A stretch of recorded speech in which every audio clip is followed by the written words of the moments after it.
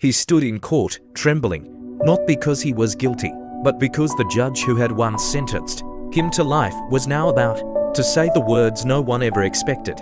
"I'm sorry." 20 years of pain, 20 years of lost time. And now, after 2 decades in prison for a crime he didn't commit, Michael Carter was finally free. But freedom didn't feel like justice, not when it came to late. In 1999, Michael was 22, young, ambitious, and working 2 jobs to support his mother. One night, a local store was robbed. The suspect ran. A witness saw a tall black man in a hoodie. That was all the police needed. Michael matched the vague description. Within hours, he was handcuffed, questioned, and charged, even though he was miles away at work that night. He begged them to check the security footage from his job. They said it was too late. His lawyer was overworked and underpaid. The jury took just 4 hours to decide his fate. Guilty, Judge Alan Brooks sentenced him to 30 years in prison.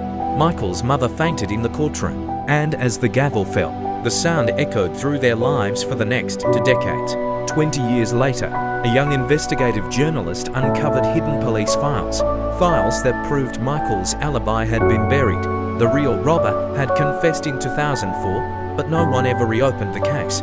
Now, standing once again in that same courtroom, Michael was face to face with the man who had taken his life away. The room was packed, reporters, families, even former jurors who couldn't believe what they were hearing. The clerk read the new verdict. Michael Carter was wrongfully convicted. All charges are dismissed. The audience gasped. Michael stood silent.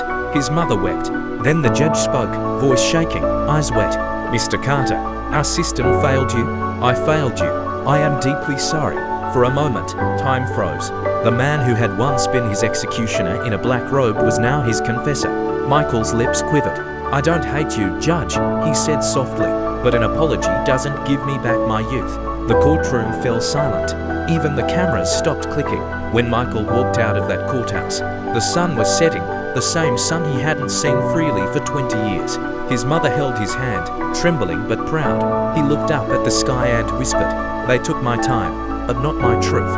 Somewhere behind him, Judge Brooks sat alone in his chambers, staring at the gavel that once ended a man's life. And for the first time, he realized justice isn't just about punishment. It's about what happens after the truth finally comes out. Because when a judge says sorry, it means the system was guilty all along.